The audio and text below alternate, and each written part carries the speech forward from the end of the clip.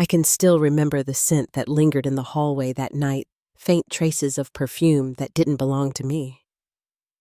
It clung to Mark's shirt collar, too heavy, too deliberate, as if daring me to notice. The way he slipped out of his shoes without looking me in the eye told me more than words ever could. I stood frozen in the doorway of our living room, clutching the empty coffee mug I'd been holding for hours, staring at the man I thought I knew. For years, I believed in the picture-perfect marriage we presented to the world.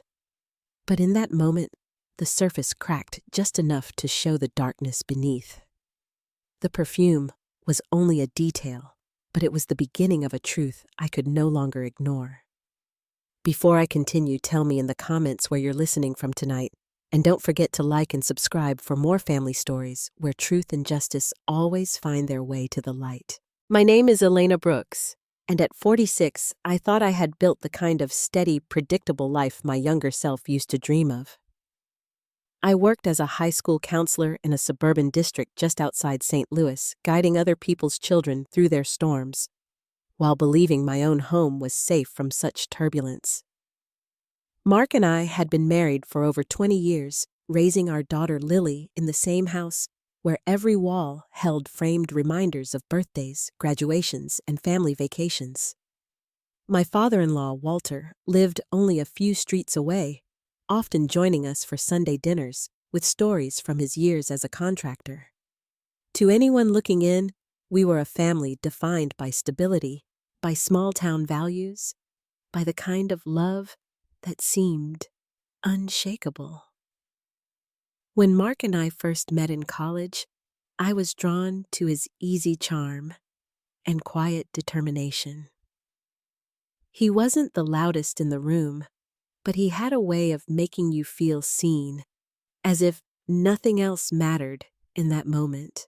I was studying psychology. He was climbing the ladder in business, and together we thought we could take on the world. Years later, he built a strong career in regional sales while I dedicated myself to my students. Our incomes were comfortable, not extravagant, but enough to give Lily a warm home and a future with possibilities. To outsiders, we were the American dream, holding hands at church socials, showing up to every parent-teacher meeting, and smiling through Christmas cards that painted the illusion of perfection. But behind that image, shadows were forming. They weren't visible at first, only small gestures, tiny cracks that could almost be dismissed. A delay in Mark's return home from business trips, a hesitation when he answered his phone, or a glance exchanged with Tessa, my oldest friend, that lingered a moment too long. I wanted to believe I was imagining things, that my mind was inventing fears where none existed. After all, Tessa had been in my life since high school. She was the friend who helped plan my wedding, who held Lily when she was born, who knew every story from my childhood. To suspect her of betrayal felt like questioning the very foundation of my past. Still, unease began to settle into my days, a quiet hum beneath the routine of work and home. I'd walk through the halls of my school, offering advice about trust and self-worth to teenagers, all while wondering if I was failing to practice what I preached. At night, lying beside Mark, I'd listen to his even breathing and wonder what secrets he was keeping behind that calm exterior. And every time Tessa dropped by with her effortless laugh and endless energy, I found myself studying her eyes, searching for something that might confirm the dread I refused to name. The night I smelled that perfume, the one that didn't belong to me, it was as if the universe finally whispered the truth I had been avoiding. It wasn't loud or dramatic, not yet, but it carried enough weight to shake the ground beneath me. I told myself then that I would find the answers no matter how much it hurt, because silence was no longer an option. The perfume should have been enough to confirm what my instincts already knew. But my mind craved more than a scent on a shirt. I needed something I could see, something undeniable. Suspicion had a way of gnawing at me in the quiet hours, whispering that I was imagining things that decades of marriage couldn't unravel with something so faint. But the small signs grew louder, each one tightening around me like a thread pulling a seam apart. It began with Mark's trips. He claimed they were routine regional meetings, client dinners, overnight stays that were part of his job. For years, I had accepted those explanations without question, trusting that he was working hard to provide for us. But the stories stopped adding up. His schedule shifted with odd excuses. His mileage didn't match the places he said he had been, and his phone, once left on the counter, was suddenly guarded like a treasure.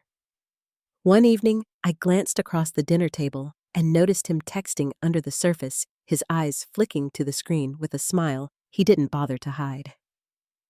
When I asked what was so amusing, he muttered something about an inside joke from work and slid the phone face down far out of my reach.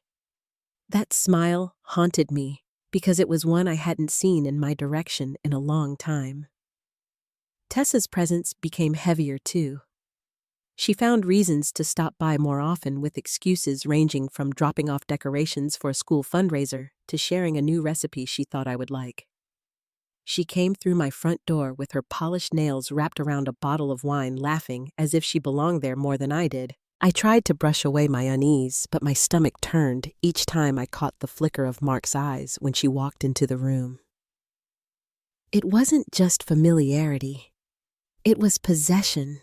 The kind of glance that says, a secret is already shared. The breaking point came on a Friday night when Mark was supposed to be in Springfield for a client dinner.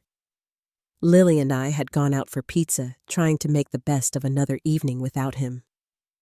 As we pulled into the driveway, I noticed a shadow move behind the curtains of our living room window. At first, I thought maybe Walter had stopped by, but the light in the room was dim, and the silhouette I saw was taller, leaner. I parked slowly, my pulse racing, and told Lily to grab her backpack and head upstairs as soon as we got inside. The front door creaked open, and there was Tessa standing in the middle of my living room, as if she lived there. She was holding one of my wine glasses, sipping with ease, wearing a sweater I knew I hadn't seen before. She looked startled, but only for a second, then smiled like she had every right to be comfortable in my home. "Elena," she said lightly, "I was just dropping something off for you. Mark told me you'd be home late." I glanced at the clock on the wall. It was barely 9. My eyes swept the room, searching for Mark, but he was nowhere in sight. Tessa's purse sat on the arm of the sofa, open enough for me to see a familiar watch tucked inside a watch I'd given Mark for our anniversary. The moment burned into my mind, but I swallowed my words and chose not to confront her there. Lily was upstairs, and I refused to turn my home into a battleground with my daughter listening in. Instead, I let her talk, let her spin her excuses about needing to borrow a book, about thinking she had mentioned it to me earlier in the week. I nodded, kept my voice calm, and held the door open until she finally walked out with a flutter of her hair. When Mark returned later that night, smelling faintly of the same wine Tessa had been drinking, I asked how his dinner had gone. He launched into a story about clients and late traffic, his tone steady, his expression careful. I didn't interrupt. I didn't accuse. I simply studied the man across from me, noting how he twisted his wedding band without realizing it, how his eyes avoided mine as though they would give away too much if they lingered. From that night on, I began watching more closely. His phone was locked, but I learned to notice the small hesitations when he typed a message. Receipts crumpled in his car told me more than his words did. One showed 2 entrees and a bottle of wine at a restaurant he swore he never had time to visit. Another showed a hotel room charged in the middle of a week when he had supposedly driven home each night. The realization settled in quietly, like dust on furniture left untouched. I wanted to scream to demand the truth, but I held it close instead. At work, I carried on with the same steady presence for my students, smiling and listening while their own dramas unfolded. At home, I played the role of wife and mother, cooking dinners and folding laundry, all while documenting every sign that betrayed the vows Mark once made. It was exhausting, that double life of pretending while my heart fractured in silence. At night, I'd stand at the sink, washing dishes, staring at the reflection in the dark window, wondering if the woman I saw there had become invisible. Tessa's laughter echoed in my head, even when she wasn't near, a reminder that the person I trusted most outside of my marriage had chosen to cross lines that could never be repaired. And still, I stayed silent, for Lily's sake, for Walter's sake, for the small chance that I was wrong. I told myself that rushing to accuse without proof would only hand them power over me. But deep down, I knew. The perfume, the glances, the lies, each one was a stitch in the pattern they had woven together, behind my back. The night I saw Tessa's sweater folded neatly in the back seat of Mark's car, the one she had worn in my living room, I felt the last threads of denial snap. My hands trembled as I closed the door, careful not to slam it.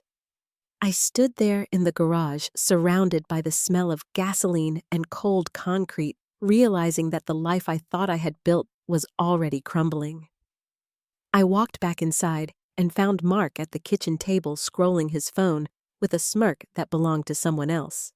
He looked up, surprised to see me watching him. For a moment, our eyes locked, and something in his expression told me he already knew I was beginning to see through him. Silence became my closest companion. I carried it with me to work, to family dinners, to the quiet hours when the house seemed too big around me. My heart knew the truth, but my lips refused to form the words. At first, I told myself it was because of Lily. She was only months away from graduating, her head filled with college applications and scholarship dreams, and I couldn't bear to cloud her final year with the weight of her father's betrayal. But in reality, I was still learning how to carry my own pain without letting it crush me. The nights were the worst. Mark would come home late, the smell of perfume clinging faintly to him, and I would lie awake long after he drifted to sleep. The steady rhythm of his breathing beside me no longer comforted me. It taunted me. I stared at the ceiling, remembering the years when we whispered plans in the dark, when laughter came easily, when our lives seemed tethered together by love rather than obligation. Now every sigh, every shift of his body felt like a reminder that he belonged elsewhere, and I was the one left behind. At school, I forced a smile, listening as teenagers poured their hearts into my office. They spoke about crushes, fights with parents, and dreams of leaving town. I gave them advice I could no longer follow. Myself, trust your instincts. Don't let anyone make you feel small. Stand tall in the truth. The irony of it cut deep, but I kept my voice steady, hiding the storm behind a practiced calm. My colleagues praised my composure.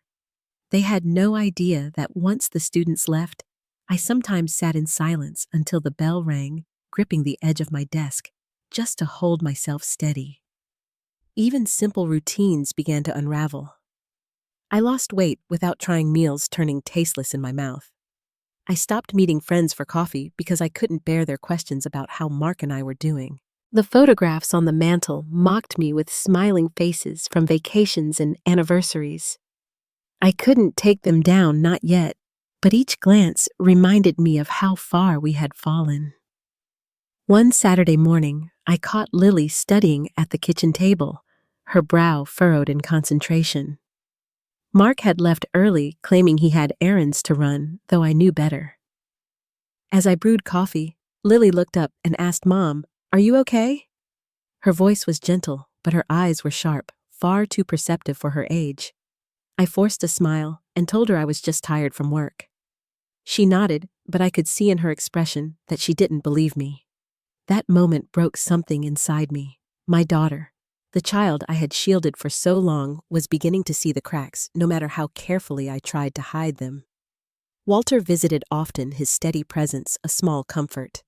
He'd knock on the back door carrying a bag of groceries or a container of soup, insisting that he just wanted to help. He would sit at the table asking after Lily's grades, reminiscing about his years in construction, or teasing me about the way I organized my pantry. But I caught him watching me, sometimes his weathered face creased with concern.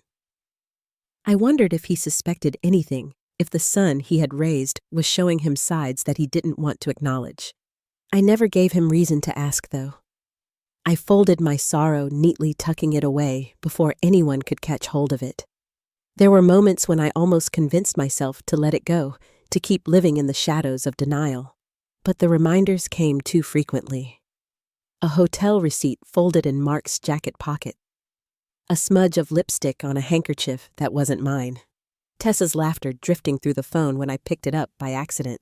Each discovery sliced me open all over again, yet I never confronted them. I kept my wounds private, as if silence itself could shield me from the shame of being betrayed by both my husband and my closest friend.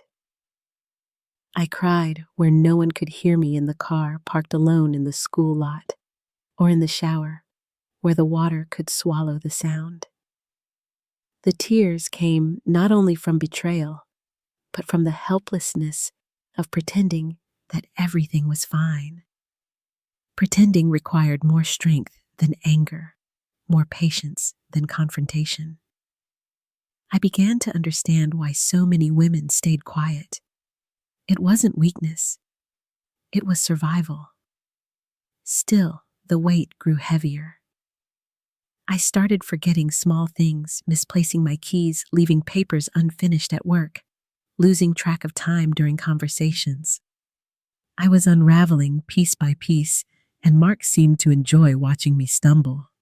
He would make small comments, subtle enough to sound innocent, sharp enough to pierce.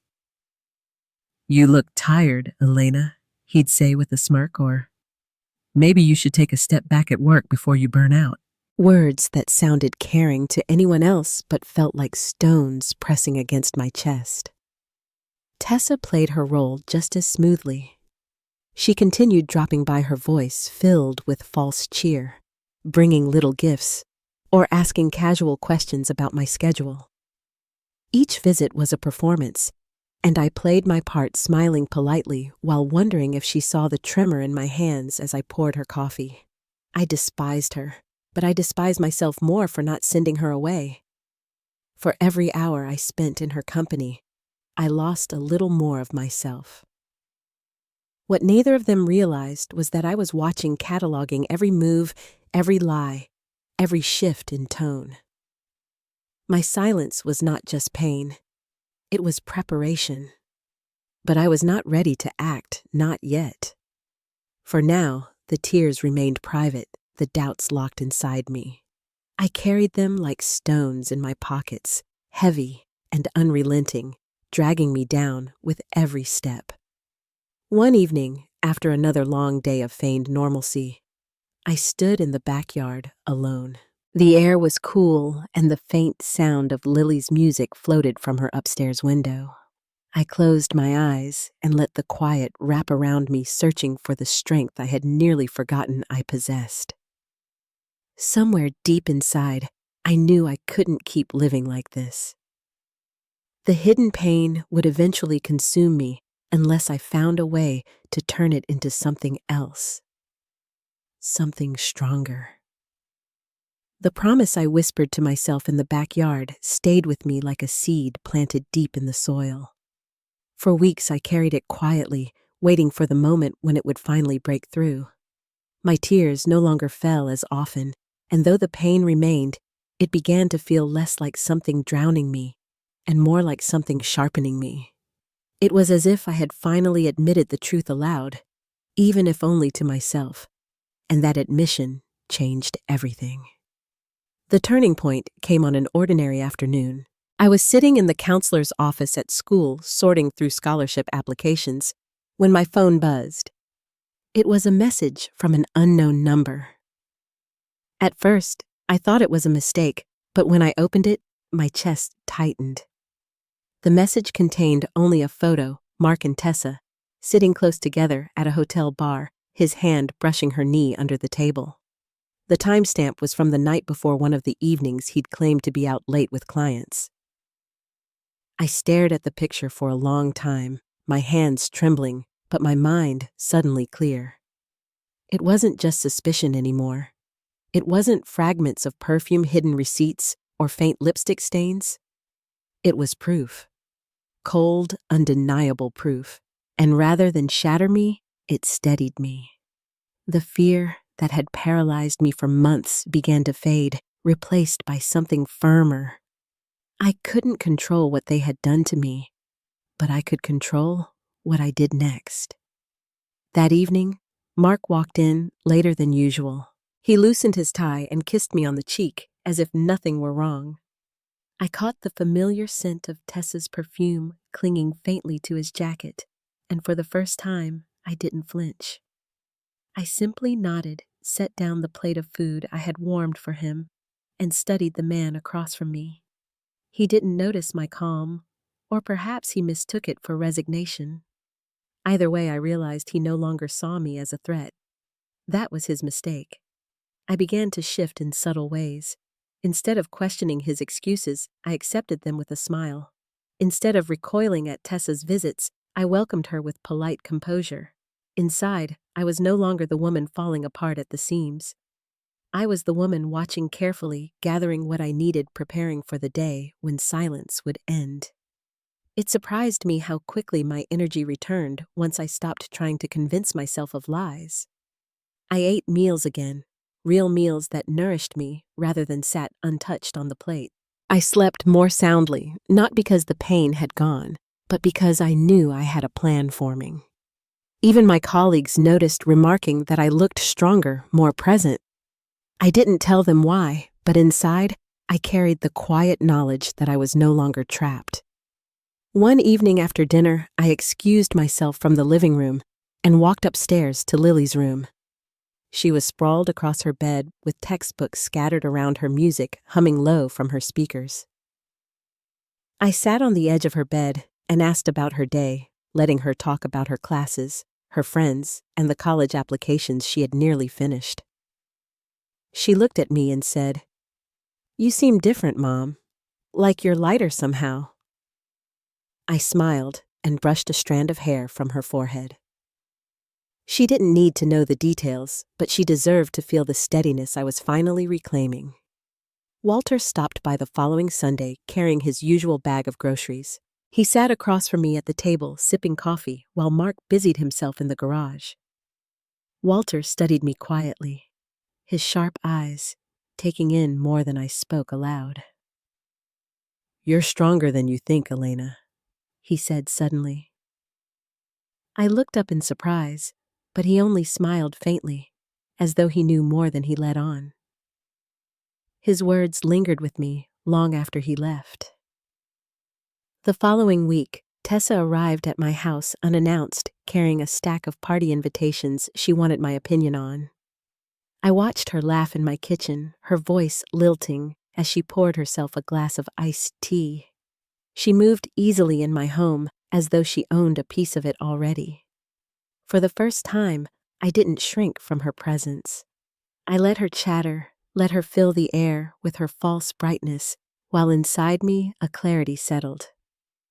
She had no idea that I was done playing the role of the oblivious friend. When she left that night, I lingered at the door, watching her car disappear down the street.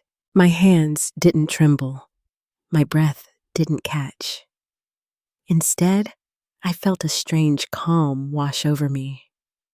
The grief was still there, but it had shifted into something steadier resolve. That night, lying awake in bed, I whispered again the promise I had made weeks earlier. But this time, it was stronger, firmer, no longer fragile words spoken in the dark. I would not live as the victim of their lies. I would not be diminished by their betrayal. I was done with silence, and though they didn't know it yet, the balance of power in our home had already begun to change. The calm I carried inside me became more than a feeling. It became a strategy. I knew I couldn't confront Mark and Tessa with rage or accusations. They thrived on denial, on twisting stories until I appeared fragile or foolish. If I wanted to reclaim my life, I had to move carefully, step by deliberate step, so that when the truth surfaced, there would be no way for them to cover it with lies. The first step was knowledge. I began keeping a small notebook hidden in my purse, recording every detail I observed. Hotel charges, unexplained absences, messages glimpsed on his phone. I wrote it all down with dates and times. The act of writing steadied me. It transformed the chaos of betrayal into a pattern I could study, proof I could hold. At night, I would sit at the kitchen table after Lily had gone to bed, copying receipts and printing bank statements, my hands moving with a precision I hadn't felt in months. I also reached out to someone I trusted beyond my family. James Reed had been a neighbor years ago before he moved his practice into town. He was now a respected family attorney known for his quiet discretion.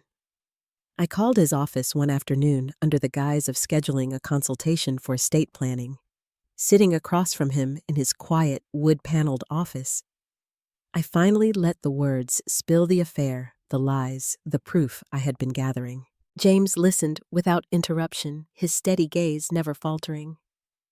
When I finished, he leaned forward and said, "Elena, you're not imagining this. You have more than enough to begin protecting yourself." His words gave me the validation I had been starved of. Following his guidance, I opened a private account in my name, carefully moving small amounts of money into it that wouldn't raise suspicion. I checked the mortgage documents and discovered that while my name was listed, Mark had quietly refinanced without discussing it. The realization stung, but it only deepened my resolve. I made copies of every document I could find and stored them at the school in a locked cabinet that only I could access. Meanwhile, I played my part at home with precision. When Mark came in late, I greeted him warmly, asking about his clients. When Tessa dropped by with her easy smile, I poured her coffee and listened as if nothing had changed. They didn't realize that every word they spoke, every slip of detail became another thread in the web I was weaving. I watched their confidence grow, their belief that I was blind, and I let them believe it. There was a night when Mark left his laptop open on the dining room table.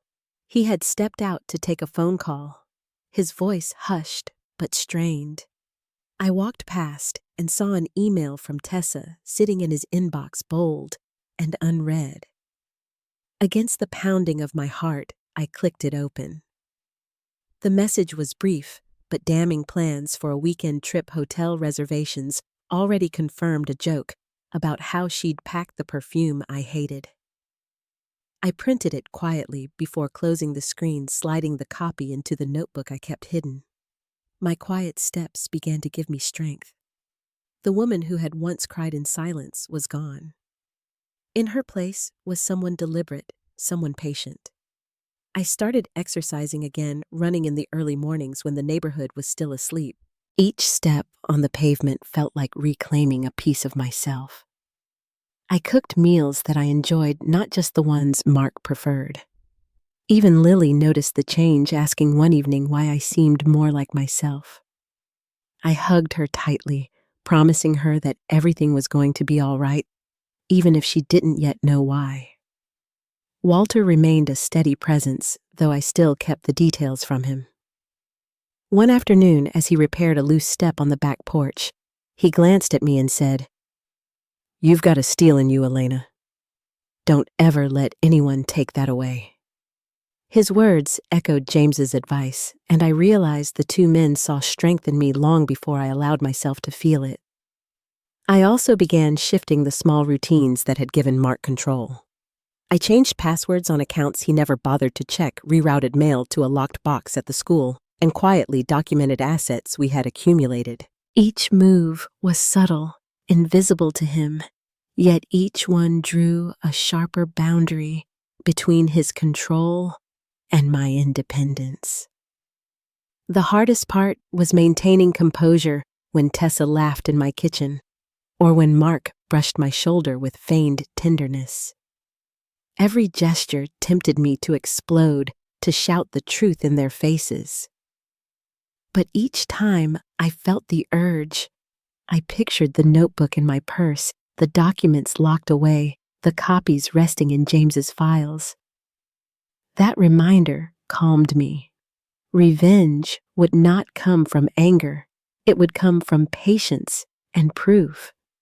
One evening, after dinner, I walked past the mirror in the hallway and paused.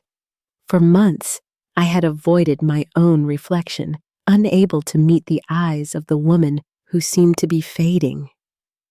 But now I stopped studying the steadiness in my gaze, the quiet fire that had returned.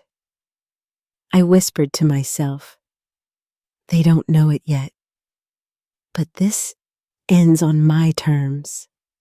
The evening everything unraveled began with an invitation. Tessa had planned a lavish birthday dinner for herself at one of the nicer restaurants in town, and of course Mark insisted we attend. He spoke of it casually, as if nothing were amiss, but the tightness around his mouth gave him away. I knew why he wanted me there. He expected me to smile, to play the dutiful wife, while he basked in the presence of his mistress. What he didn't know was that I had already chosen this night as the moment the mask would finally slip. I dressed with care, choosing a simple navy dress and pearl earrings Lily had given me years earlier. In the mirror, I studied the calm in my eyes. I wasn't nervous anymore. I was ready.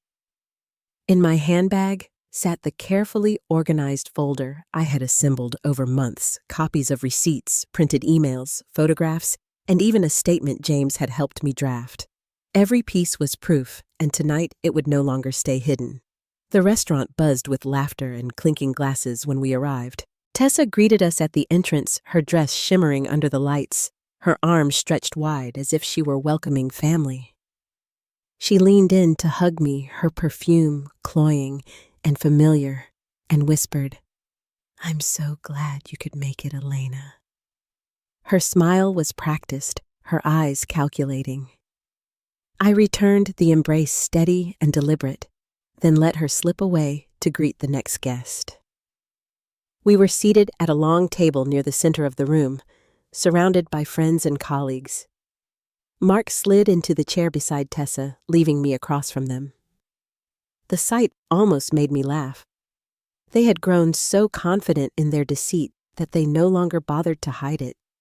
But tonight, the audience they had gathered would not serve their pride, it would serve their downfall. The dinner stretched on with wine and laughter, Tessa at the center of every story, Mark quick to echo her jokes. I waited, my hands resting lightly on the folder in my lap, my breathing measured. At last, when the plates were cleared and the chatter began to quiet, I rose from my chair.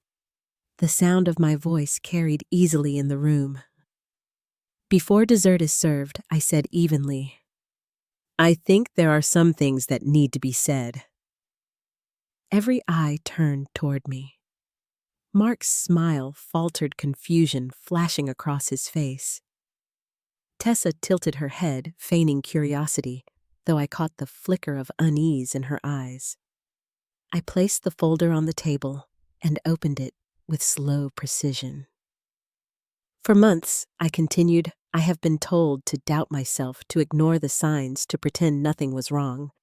But the truth has a way of surfacing, no matter how carefully it's buried. I slid a stack of printed emails across the table toward Mark. The guests leaned closer, whispers rising as they read the words messages between Mark and Tessa, arranging meetings, booking hotel rooms, mocking the very home they had invaded.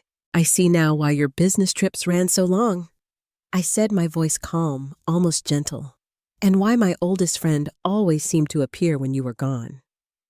Mark's face drained of color. He stammered something about misunderstanding, about private jokes taken out of context, but the evidence was too clear. I laid down the photographs, next grainy but undeniable images of the two of them together at a hotel bar, his hand resting where it had no right to be. Gasps filled the room.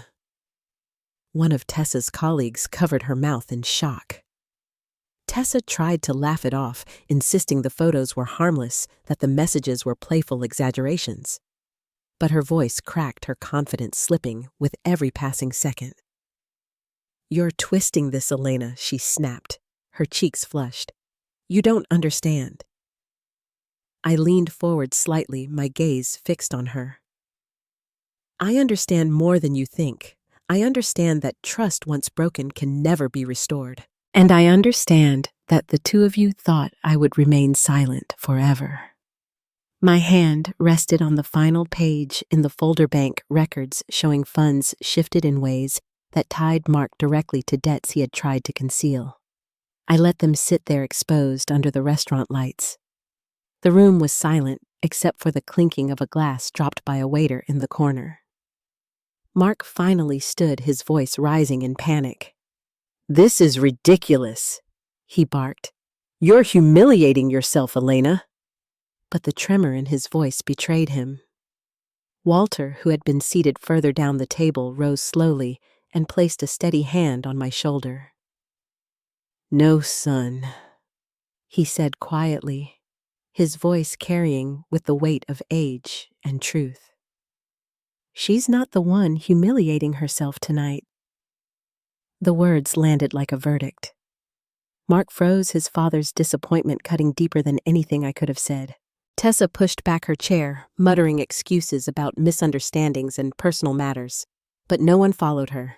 The room had turned cold to them both. I gathered the folder and slipped it back into my handbag, my composure unbroken. The truth had been spoken, laid bare for all to see. I didn't need to shout, and I didn't need to fight. Their own actions had condemned them, and now the world knew. When dessert finally arrived, untouched by most of the table, I sat quietly with Walter at my side. Mark avoided my gaze, staring at the tablecloth as if it could swallow him whole. Tessa excused herself early, her voice brittle, her eyes refusing to meet mine. The silence left in their wake was louder than any argument. The fallout came faster than I had expected. The night at the restaurant had been a public unmasking, but the days that followed carried consequences neither Mark nor Tessa could control. Within a week, whispers turned into open conversations. Mark's colleagues began keeping their distance, some canceling meetings, others quietly transferring accounts to different hands. At the same time, Tessa's event clients pulled out of contracts, unwilling to associate their celebrations with a woman whose name had become synonymous with betrayal. I didn't have to chase their downfall. The truth I had released spread on its own, fueled by the very confidence they had once displayed so openly. They had written their own undoing with every message, every careless moment, every arrogant assumption that I would never act. All I had done was shine the light where it needed to be. Mark tried to salvage appearances. He came home late one evening with a bouquet of flowers, their bright petals a pitiful attempt at redemption. He set them on the table and began a practiced speech about forgiveness, about mistakes made in moments of weakness. His words fell flat, empty shells that no longer touched me. I listened in silence, letting him twist, then calmly asked him how he planned to explain the financial documents James had uncovered, accounts drained, debts, hidden his signature on every page. The flowers wilted in the vase within days, just as his excuses withered in my ears. Tessa, for her part, attempted denial. She called me twice, leaving messages that swung between anger and pleading. "You've misunderstood," she said in one. In another, her voice broke as she begged me not to destroy her business. I never returned the calls. There was nothing left to say. She had destroyed herself the moment she stepped into my marriage with her painted smile and her shameless charm. The legal steps began quietly. With James guiding me, I filed for separation and initiated proceedings that would secure my share of the house savings and retirement. I moved carefully, ensuring that every move was documented, every claim backed by the folder I had guarded so closely. Mark tried to contest, but the evidence was overwhelming. The bank statements alone painted a picture of his recklessness. and when paired with the proof of his affair, he had no ground left to stand on.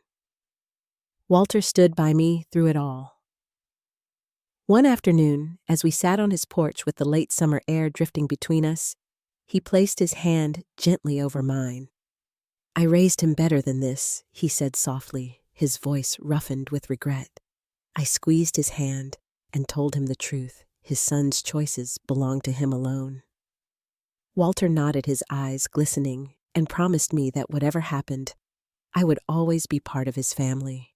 His support carried me in ways he may never fully know. For Lily, the truth unraveled differently. She overheard whispers at school, saw the pitying glances from neighbors, and finally came to me one evening with trembling hands. "Is it true, Mom?" she asked, her eyes wide and searching. I pulled her close and told her gently that yes, her father had made choices that hurt us both. She cried into my shoulder, her heart breaking in ways I wished I could prevent. But I reminded her that we would move forward together. In that moment, I promised myself that no matter what came next, she would know strength rather than silence. The final collapse of Mark's world came when his company placed him on leave. The affair had been one thing, but the financial irregularities James uncovered had drawn questions from his superiors. Accounts shifted, contracts lost, his reputation had become a liability they could no longer ignore. The man who once strutted into boardrooms with polished shoes and confident smiles now sat in our kitchen, staring at the floor, the weight of his ruin pressing down. Tessa fared no better. Her once bustling calendar of weddings and galas thinned to nothing. Her name whispered with disdain rather than admiration. She tried to launch a new business under a different brand, but the community knew her too well. Her invitations went unanswered, her calls unreturned. The same charm she once wielded so easily had become her cage. Through it all, I did not gloat. I did not raise my voice or shout my victory. I simply moved forward with deliberate grace, one step at a time. My strength was not in their destruction. It was in the quiet dignity of reclaiming my life. They had chosen betrayal. I had chosen truth. And truth, once spoken, needed no defense. The night the court granted my separation and secured the home in my name, I stood alone in the living room, the silence surrounding me. The walls that had once echoed with doubt now felt lighter, freer. Mark's things were gone, his presence reduced to shadows that no longer held power. For the first time in months, I exhaled without the weight pressing on my chest. The silence in my home after Mark left felt different. It wasn't the heavy quiet of suspicion or grief, it was the kind that carries peace. The rooms seemed lighter, as if the walls themselves had exhaled. For the first time in months, I could walk through my own doorway without bracing for disappointment or deceit. I spent evenings sitting on the porch with Lily, watching the sun sink behind the trees. She carried her own scars from what she had learned about her father, but I saw resilience in her eyes. We spoke honestly about hurt, about strength, and about the importance of knowing one's worth. Each conversation wove us closer together, not just as mother and daughter, but as women who would not let betrayal define them. Walter remained a steady presence, his quiet support reminding me that not all bonds are broken by the mistakes of others.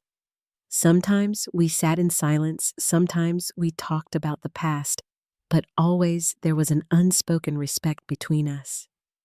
He had seen his son fall, but he chose to lift me up instead. That choice spoke louder than any apology could have. Tessa faded into the background of the town, her name no longer celebrated, but whispered with pity. Mark's career never recovered, his reputation shadowed by the choices he made. I didn't chase either of them down, and I didn't need to. Justice doesn't always look like punishment. It often looks like the absence of power. They had taken so much from me, but in the end, they were left only with themselves. As for me, I reclaimed more than just my home. I reclaimed my dignity, my voice, and the quiet certainty that I had not only survived, but emerged stronger. I no longer doubted my instincts or silenced my own truth. Instead, I built a life on honesty and steadiness, teaching Lily by example that strength is not about shouting the loudest. It is about standing unshaken when others try to tear you down. If there is one lesson I carry with me now, it is this. Betrayal may shake the foundation, but it cannot take away the core of who you are unless you allow it. And when the storm passes, what remains is not weakness, but resilience. Before we close, I'd love to know what part of this journey spoke most to you. Share your thoughts in the comments below. And if you'd like to hear more true family stories where dignity finds its voice, stay connected here.